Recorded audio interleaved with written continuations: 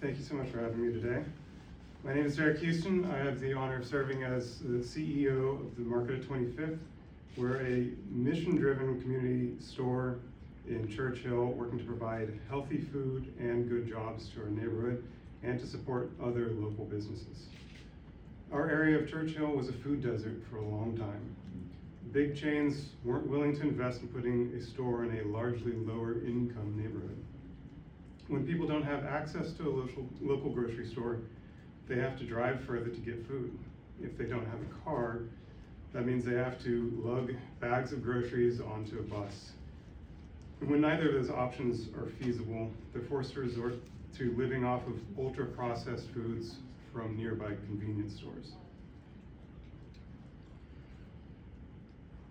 We changed that about our neighborhood when we came in. The Market at 25th started with a philanthropic effort, with a mission of getting everyone healthy food options, and I'm so proud to say that we've been able to do that in our neighborhood with the support of our community.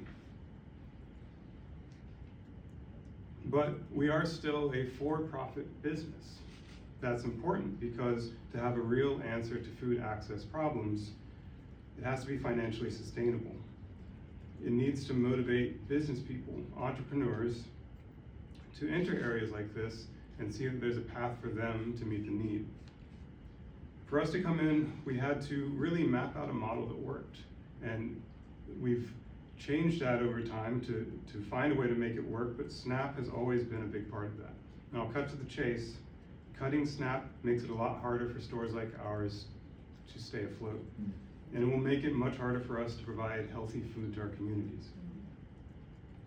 Independent grocery stores operate on slim margins. When you have low margins and high fixed costs, you have to have high volume. In any given month, over 20% of our sales are paid for with SNAP dollars. Without SNAP, I don't know if we could still make it. We need more sales, not less.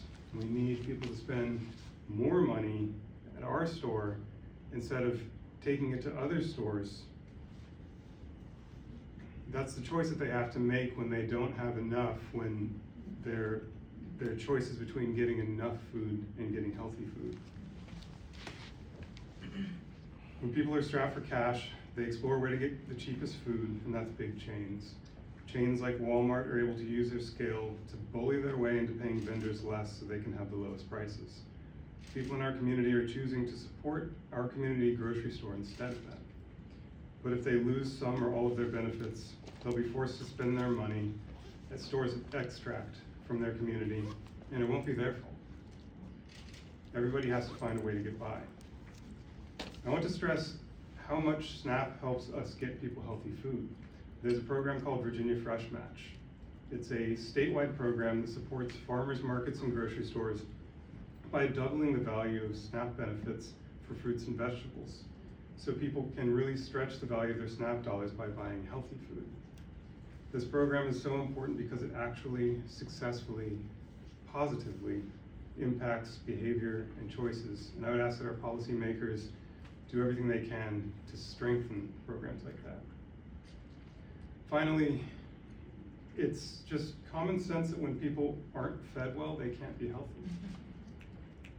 Cutting SNAP benefits takes healthy food away from people. It makes no sense to take money away from feeding people, because when we don't feed people well, it shifts those costs from food to more expensive healthcare and higher health insurance premiums for everybody. Everybody loses. Everyone needs to eat.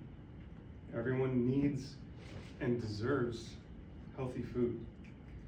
The people who shop with us are making a choice to support their community and to keep their dollars in our local economy. I would ask that we support them in doing that. So I want to thank Congresswoman McClellan and Senator Hashmi for all you're doing to fight for the SNAP program, because our businesses and our communities are counting on it. Thank you.